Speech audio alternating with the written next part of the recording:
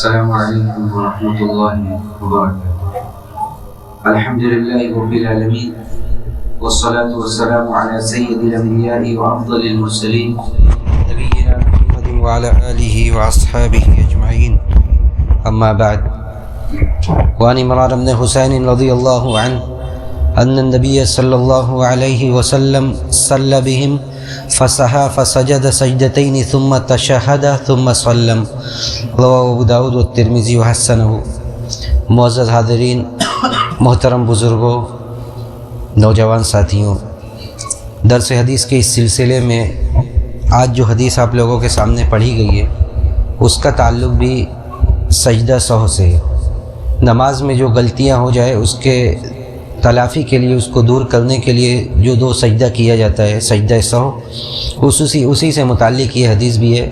اور اس تعلق سے 2-3 حدیثیں گزشتہ درس میں گزر چکی ہے اور اس میں کچھ احکام کو بیان کیا جا چکا ہے۔ اس حدیث میں حضرت عمران بن حسین رضی اللہ تعالیٰ عنہ بیان کرتے ہیں کہ اللہ کے رسول صلی اللہ علیہ وسلم نے انہیں نماز پڑھائی اور آپ سے سہو واقع ہو گیا، آپ سے غلطی ہو گئی نماز میں۔ اس غلطی کی تفصیل نہیں ہے اس حدیث میں، جو غلطی اللہ کے رسول صلی اللہ علیہ وسلم سے ہوئی اس کی کوئی تفصیل درج نہیں ہے، بلکہ ہے کہ اس میں آپ سے غلطی ہو گئی تو آپ نے 2 سجدہ کیا، ثم تشہد ثم سلم، پھر 2 سجدہ کے بعد آپ نے تشہد کیا اور پھر سلام پھیرا۔ دیکھیے، یہ روایت اپنی ماقبل جتنی روایات ہیں سب کے مخالف ہے۔ پیچھے جو روایات بیان کی گئی ہے یا اس کے بعد بھی جو روایات آ رہی ہے ان سب میں یہ ہے کہ سجدہ سہو کے بعد تشہد کرنے کی ضرورت نہیں ہے، سجدہ سہو کے بعد تشہد کرنے کی ضرورت نہیں ہے، لیکن اس روایت میں یہ ہے کہ سجدہ سہو کے بعد تشہد بھی کیا گیا۔ تو یہ روایت اکثر علماء کے نزدیک یہ روایت ضعیف ہے، یہ روایت قابل حجت نہیں ہے، جیسا کہ امام بیہقی وغیرہ نے ذکر کیا کہ یہ شاذ ہے، یعنی شاذ کا مطلب بھی حدیث کی ایک ضعیف قسم ہے کہ اس میں جو لوگ بیان کر رہے ہیں وہ سارے لوگوں کی مخالفت کرتے ہوئے، جو ان سے بہتر روات ہیں، جو ان سے بہتر بیان کرنے والے ہیں، ان کی مخالفت کرتے ہوئے اس راوی نے حدیث کو بیان کیا ہے۔ تو یہ روایت قابل حجت نہیں ہے، بلکہ طریقہ وہی ہے جو پہلے ذکر کیا گیا کہ آدمی سجدہ سہو کرے گا اور سجدہ سہو کے بعد پھر اگر نماز کے بعد سلام پھیرنے کے بعد بھی سجدہ سہو کرے گا تو اس کے بعد اسے تشہد کرنے کی ضرورت نہیں ہے، اور یہی اکثر علماء کی یہی رائے بھی ہے، یہی علامہ ابن تیمیہ نے بھی اسی کو اختیار کیا ہے، اس لیے کہ جو پیچھے صحیح حدیثیں ہیں یا اس کے بعد بھی جو اس باب کی صحیح حدیثیں ہیں ان سب میں یہی بات ہے، اور کہیں سے بھی یہ بات نقل نہیں ہوئی اس حدیث کے علاوہ کہ کہیں اللہ کے رسول نے سجدہ سہو کے بعد بھی دوبارہ تشہد کیا ہو۔ دوسری حدیث وعن ابی سعید الخدری رضی اللہ تعالی عنہ قال قال رسول اللہ صلی اللہ علیہ وسلم اذا شک احدکم فی صلاته فلم يدر کم صلی اثلاثا ام اربعا فلیطرح الشک وليبني على ما استيقن ثم يسجد سجدتين قبل ان يسلم فان كان صلى 5 شفعنا له صلاته وان كان صلى تماما كأننا ترغيما للشياطين۔ یہ حدیث کے راوی حضرت ابو سعید خدری رضی اللہ تعالیٰ عنہ ہیں۔ اس حدیث میں بھی سجدہ سہو دیکھیے 3 طرح سے 3 چیزوں پر سجدہ سہو کرنے کی جو حدیثیں آئی ہیں، پہلے بھی یہ بات میں نے بیان کی ہے۔ ایک تو یہ کہ کمی ہو جائے، ایک یہ کہ زیادتی ہو جائے، ایک یہ کہ شک و شبہ ہو کہ 3 پڑھا ہے کہ 4 پڑھا ہے کہ 4 پڑھا ہے کہ 5 پڑھا ہے، شک ہو جائے۔ تو اس حدیث میں جو ابھی پڑھی گئی ہے اس میں شک و شبہ کا تعلق ہے۔ کہتے ہیں حضرت ابو سعید خدری رضی اللہ تعالیٰ عنہ کہ اللہ کے رسول صلی اللہ علیہ وسلم نے فرمایا کہ جب تم میں سے کسی کو اپنی نماز میں شک ہو جائے اور اسے یہ پتہ نہ ہو کہ 3 پڑھا ہے یا 4 پڑھا ہے، 3 پڑھا ہے یا 4 پڑھا ہے، تو اسے چاہیے کہ شک کو چھوڑ دے اور جس بات پر یقین ہو اسی پر نماز کو آگے بڑھائے، اسی پر بنا کرے، اور پھر 2 سجدہ کر لے سلام پھیرنے سے پہلے۔ تو جب یہ 2 سجدہ کر لے گا تو کیا ہوگا؟ اگر فَإِن كَانَ صَلَّى 5، اگر یہ 4 رکعت والی نماز 5 ہو جائے گی تو یہ نماز اس کی یہ 2 سجدہ، یعنی پہلے ہی وہ 5 پڑھ چکا ہے، اس کے بعد جب 2 سجدہ کر لے گا تو گویا کہ یہ نماز اس کی جفت ہو جائے گی۔ یہ 4 رکعت والی نماز یہ جفت ہے، تو یہ جب 2 رکعت پڑھ لے گا تو وہ طاق سے جفت ہو جائے گی۔ اور اگر وہ پہلے ہی پوری نماز پڑھ چکا ہے، یعنی پہلے نماز اس نے صحیح پڑھا ہے، تو یہ پھر کیا ہوگا؟ یہ شیطان کے ذلت و رسوائی کا یہ سبب بن جائے گا یہ 2 سجدہ، اس لیے کہ شیطان نے انسان کو نماز میں وسوسہ ڈالا، لیکن اس کے باوجود اس نے نماز پوری طرح ادا کی اور آخر میں 2 سجدہ بھی کر لیا، جو 2 سجدہ اس کے لیے باعث ذلت و رسوائی بن گیا۔ صحیح شیطان کو سجدے کا حکم دیا گیا تو شیطان نے سجدہ نہیں کیا، لیکن بنی آدم انسان اللہ کا بندہ وہ بار بار اللہ کے سامنے سجدہ کر رہا ہے تو یہ اس طرح شیطان کے لیے ذلت و رسوائی کا سبب بن جائے گا۔ دیکھیے اس حدیث میں جو مسئلہ بیان کیا گیا ہے وہ یہ بیان کیا گیا ہے کہ اگر آدمی کو شک ہو جائے، اگر نماز میں اس کو شک ہو جائے کہ اس نے 3 پڑھا ہے یا 4 پڑھا ہے، تو 3 پڑھا ہے یا 4 پڑھا ہے تو وہ پھر کم پر یقین کرے گا۔ 3 اور 4 میں کنفیوژن ہو تو وہ یہ اسی کو یقین مان لے گا کہ اس نے 3 پڑھا ہے، 3 پڑھا ہے، اور 3 کے بعد وہ 1 رکعت پڑھ لے گا، اور پڑھ کے پھر اس کے بعد وہ 2 سجدہ کر لے گا۔ اور اگر اس کو یعنی جو بھی زیادتی اور کم میں جو اس کو کنفیوژن ہو، جو شک و شبہ ہو، تو وہ کم مانے گا اور اس پر مزید 1 رکعت پڑھ لے گا۔ اس حدیث میں یہی بیان کیا گیا۔ بعض لوگوں نے اس حدیث کا مطلب یہ بھی بیان کیا کہ اس کے جو غالب ہو جائے، جو گمان غالب ہو، لیکن گمان غالب کی بات نہیں ہے، حدیث میں واضح ہے بالکل۔ بعض ائمہ کے یہاں یہ بات ملتی ہے، لیکن اس حدیث کا صحیح مطلب یہی ہے کہ وہ کم پر یقین کرے، وہ کم پر یقین کرے اور اسی کے حساب سے اپنی باقی نماز مکمل کرے اور پھر سجدہ سہو کر لے،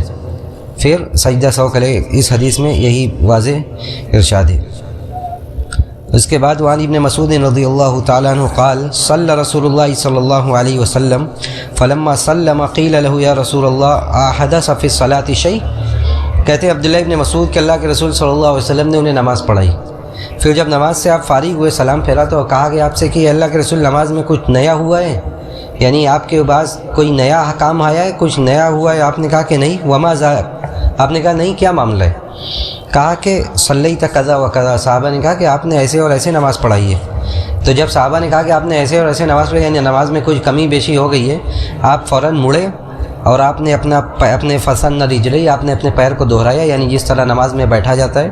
اس کے بعد آپ قبلہ رخ ہوئے اور آپ نے 2 سجدہ کیا، اور 2 سجدہ کر کے ثم سلم، پھر آپ نے نماز پڑھا، پھر ہماری طرف متوجہ ہوئے، یعنی پھر رخ آپ نے سامعین کی طرف کیا اور کہا کہ انه لو حدث فی الصلاۃ شیء انبأتکم بہ، اگر نماز میں کوئی نیا معاملہ ہوتا تو میں تمہیں بتلاتا، یعنی کوئی نیا حکم نازل ہوتا تو میں خبر دیتا تم لوگوں کو۔ ولیکن انما انا بشر انسا کما تنسون، لیکن میں بھی ایک انسان ہوں، جس طرح تم لوگ بھولتے اسی طرح مجھے بھی میں بھی بھولتا ہوں، میں بھی بھول سکتا ہوں۔ تو جب میں بھول جاؤں فاذا نسیت فذکرونی، تو اگر میں بھول جاؤں یا جب میں بھول جاؤں تو مجھے یاد دلا دو۔ جب میں بھول جاؤں یعنی اعمال جو ہے، اعمال نماز وغیرہ کے بے شمار کئی ایک حدیث ہیں جس میں یہ کہ اللہ کے رسول سے 100 ہو گیا ہے، تو یہ بتایا جا چکا ہے کہ 100 کا امکان ہے، رسول اللہ سے نسیان کا امکان نہیں ہے، تو یہ 100 یہ غلطی ہوئی ہے۔ تو آپ نے کہا کہ میں بھی ایک انسان ہوں، آپ خود اپنی زبان مبارک سے یہ فرما رہے ہیں کہ میں بھی ایک انسان ہوں، اور قرآن میں بھی اللہ نے یہ فرمایا کہ نبی آپ کہہ دیجئے کہ آپ ایک انسان ہیں، انما انا بشر یوحی الی، فرق یہ کہ اللہ کے رسول کی طرف وحی کی جاتی تھی، تو یہاں بھی آپ کہہ رہے ہیں کہ میں ایک انسان ہوں، اگر غلطی ہو جائے تو مجھے یاد کرا دو۔ وَإِذَا شَكَّ أَحَدُكُمْ فِي صَلَاتِهِ فَلْيَتَحَرَّ الصَّوَابَ، اور جب تم میں سے کسی کو کوئی شک ہو جائے نماز میں تو وہ درستگی کو تلاش کرے۔ اب یہ درستگی اور یہ صحیح بات، درست بات کیا ہے؟ یہ درستگی یہ ہے کہ جو پچھلے حدیث میں بیان کیا گیا کہ اگر کم اور زیادہ میں مسئلہ ہو جائے تو کم کو یقین مان لے، کم پر یقین کر لے اور اسی کے حساب سے اپنی نماز پوری کر لے، کم کو یقین کر لے اور اسی کے حساب سے اپنی نماز پوری کرے، جیسا کہ اس حدیث میں آگے آیا کہ فَلْيُتِمَّ عَلَيْهِ، پھر اسی پر نماز مکمل کرے، پھر 2 سجدہ کر لے۔ یہ صحیحین کی روایت ہے۔ صحیح بخاری کی روایت میں فلیتم، نماز پورا کر لے، ثم یسلم، پھر سلام کرے اور پھر سجدہ کرے۔ صحیح مسلم میں یہ ہے کہ آپ نے سجدتی السہو بعد السلام والکلام، آپ نے سلام و کلام کے بعد 2 سجدہ کیے۔ سلام و کلام کا مطلب یہ ہے کہ اگر کوئی تھوڑی بہت بات بھی ہو جائے، جیسا کہ صحابہ نے آپ سے کہا کہ آپ نے نماز میں کچھ کمی ہوئی ہے، کچھ زیادتی ہوئی ہے، تو اتنے بات چیت سے بھی کوئی مسئلہ نہیں ہے، بلکہ اس کے بعد بھی آدمی اگر اس طرح کا معاملہ پیش آ جائے تو اس کے بعد بھی وہ 2 سجدہ کر کے اپنی نماز میں جو غلطیاں ہوئی ہیں ان غلطیوں کو دور کر سکتا ہے۔ یہ عزیز اس بات کی دلیل ہے کہ اگر اس کو شک و شبہ ہو جائے اور کوئی معاملہ اس کے نزدیک راجح نہ ہو، یعنی کوئی سمجھ میں نہ آئے کہ کیا ہے، تو وہ جیسا کہ حدیث میں آیا کہ وہ کم کو یقین کر لے، کم پر یقین کرے اور اس کے بعد اسی حساب سے اپنی نماز پوری کرے۔ اس حدیث میں واضح اس بات کی طرف رہنمائی ہے۔